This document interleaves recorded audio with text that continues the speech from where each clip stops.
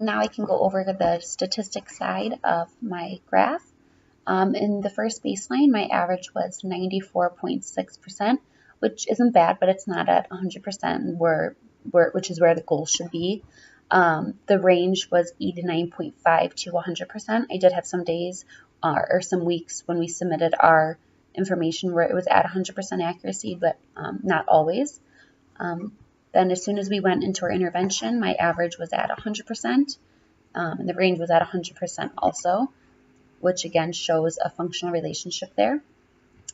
The second baseline average is 85.8%, which was even lower than the first one. It was kind of hard to almost not force myself to not recycle, but to get out of that mindset was difficult to do for sure. And then so baseline 2, the range is 80 to 90%, which is very similar to the range in baseline 1.